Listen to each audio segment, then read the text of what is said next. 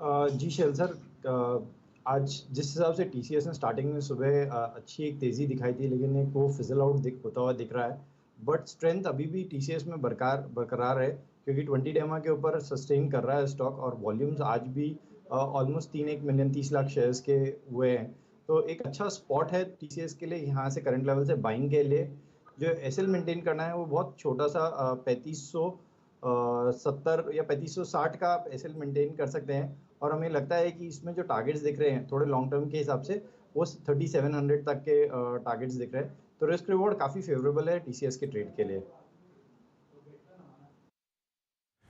TCS की अगर आप देखें लिए रिस्क रिवॉर्ड काफ़ी बेहतरीन है, 3608 पे ट्रेड करता हुआ। लेकिन अगर आप इस वक्त बाजार को देखें तो बाजार डे लो पर फिर आता हुआ 17010 पे निफ्टी, बैंक निफ्टी 35685 पे 860 अंक नीचे। इसमें कोई जरा नहीं, मेरे को देख के अचंभा नहीं हो रहा है जिस प्रकार के कुछ देर पहले हमने ऑप्शंस के स्टैट्स देखे थे और 36,000 की कॉल राइटर का कन्विक्शन देखा था। जनाब 20 लाख कॉल बेचने के लिए थोड़ा दमखम चाहिए होता है। आपका bank Nifty is now heading towards 200 exponential moving average 35,683, मात्र अब करीब 183 और आप समझ लीजिए करीब 220 अंकों का अंतर रह गया है 200 डिमा से। लेकिन आइए आप स्क्रीन पर इंडसइंड बैंक देखिए। दो बैंक्स इस वक्त बहुत ही बुरा ब्रेकडाउन दे रहे हैं, एक है कैनरा बैंक और दूसरा है इंडसइंड बैंक का। मानस, इंडसइंड बैंक पर कोई पुट ऑप्शन लेने की राय देंगे आप? ट्रेंड को देखें तो ट्रेंड तो बहुत नेगेटिव लगता है और अब उम्मीद करिए कि जो 1875 का 875 का जो लो था स्टॉक इस बार उसको भी ब्रीच करेगा और वहां से कम से कम 50-60 रुपए का डाउन साइड और देखने को मिलेगा। तो जो टेक्निकल टारगेट है वो करीब करीब 800 रुपए के आसपास आते हैं इंडसइंड बैंक के। तो बिल्कुल आपको बिकवाली करनी है, करंट लेवल्स में बिकवाली कर रहे हैं तो 912 रुपए के ऊपर आपको स्टॉप लॉस रखना है और 800 रुपए तक के टारगेट सेट करने हैं। पुट ऑप्शन में अगर आपको ट्रेड लेना होगा तो at the money put option पे ध्यान दीजिए। 880 का जो पुट ऑप्शन है वो 24 रुपए के आसपास ट्रेड कर रहा है, वहां पर आपको खरीदारी करनी है 9 रुपए के स्टॉप लॉस से। जो प्राइस टारगेट है वो करीब करीब 50 से 55 रुपए की रेंज में रहेगा इंडसइंड बैंक का 880 का पुट ऑप्शन।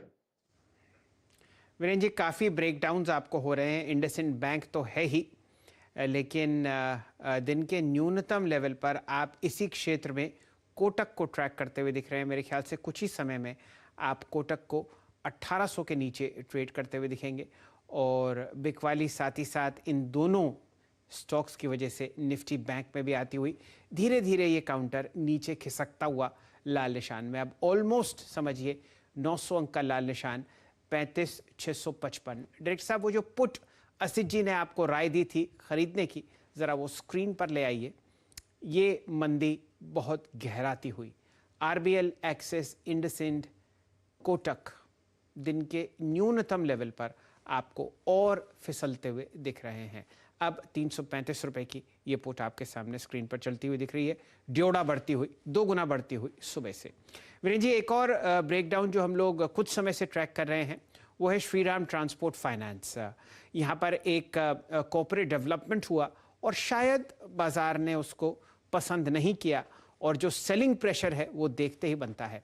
कैंडलस्टिक चार्ट में आपको दिखेगा कितनी गहरी लाल कैंडल्स आपके सामने पिछले 5 दिन में आती हुई दिख रही हैं। फिलहाल एनबीएफसी स्पेस में, एफएनओ में ये टॉप लूजर्स में से एक काउंटर है, 4.2% नीचे। बहेती साहब, श्रीराम ट्रांसपोर्ट फाइनेंस गिरता हुआ छुरा और ओपन इंटरेस्ट बढ़ता हुआ 6%। जी शैल जी, एसआरटी फाइनेंस हमने कल भी वीरू जी ने डिस्कस किया था ये स्टॉक, और स्टॉक कल जबकि 200 डेमा के ऊपर था, आज तो उसने उसको भी ब्रीच कर दिया 200 डे एक्सपोनेंशियल मूविंग एवरेज को। यहाँ से और मैसिव सेलिंग देखने में आ सकती है और मुझे लगता है कि 1220 तक के लेवल्स इसमें देखने मिल सकते हैं। जो एसएल मेंटेन करना है वो है आज का जो ओपन था 1330 का, वहाँ से शॉर्ट मतलब इस लेवल पे शॉर्ट किया जा सकता है और 1330 का एसएल मेंटेन करके 1220 तक के लेवल के लिए पोजीशन बनाई जा सकती है। ओके जी हाँ, कल याद रखिएगा हमने इसकी 1300 की पुट ली थी। इसी चीज़ को देखते हुए, इसी अगर आप देखें व्यू को देखते हुए कि एसआरटी एक बड़ा ब्रेकडाउन दे रहा है और वो ब्रेकडाउन कंफर्म हो गया। और मैं दूसरी चीज़ ये कहूँगा कि मैं बहुत श्योर हूँ और मैंने ये प्रश्न सुबह भी किया था, मानस जी से कि गोदरेज प्रॉपर्टीज अब एक बहुत रिस्की लेवल पे आ चुका है, तोड़ रहा है। सुबह 1975 पे आपने एक शॉर्ट की राय भी दी थी। गोदरेज प्रॉपर्टीज को देखिए, ये एक टिपिकल फ्लैग का ब्रेकडाउन है, और उससे भी बड़ी बात है कि वो 3 कैंडल्स में कोई अगर आप देखें टाइम स्पेंड नहीं किया है हिस्टोरिकली इस स्टॉक ने। सितंबर में मानस वो ट्रेड ग्रिप में होगा, जिसकी भी शॉर्ट होगा। अभी क्या व्यू रखते हैं आप गोदरेज प्रॉपर्टीज पर? तो बिल्कुल नेगेटिव ही रहेगा। स्टॉप लॉस को जरूर नीचे की तरफ रिवाइज करके अब 1960 का कर लेना चाहिए। पोजीशन में बने रहिए, क्योंकि अब ऐसा लग रहा है कि शायद ये अपने 200 दिनों के मूविंग एवरेज को टेस्ट करने की कोशिश करेगा, जो कि 1760 के आसपास है। बट फिर भी बिल्कुल एक अगर हम 2 से 3 दिनों का ट्रेड ले रहे हैं तो 1810 के आप टारगेट सेट करके चल सकते हैं। हालांकि 1760 के लेवल्स को टेस्ट करने का पोटेंशियल बिल्कुल रखता है गोदरेज प्रॉपर्टीज। और एक अब स्टॉक देखिए जनाब, जिसका जो हल्ला था ना शैल जी, वो सबसे ज़्यादा था। वो ना 52 वीक हाई पे था ना ऑल टाइम हाई पे था, लेकिन फिर भी ITC below it's 200 day exponential moving average. मैं सुबह एक चीज़ दिखा था शैल जी कि इस स्टॉक ने 19 अक्टूबर को हाई लगाया था इस दौर का 265। 19 अक्टूबर को इसने अपना हाई लगाया, और आप समझ लीजिएगा कि निफ्टी का जो हाई था इस दौर का, वो भी 19 अक्टूबर को बन गया। 19 अक्टूबर को ITC का अगर आप देखें 263 का हाई था, नहीं 265 नहीं 266 का हाई था, और ठीक उसी दिन 19 अक्टूबर को निफ्टी का भी हाई बन गया। इसे संजोग कहें या क्या कहें शैल जी?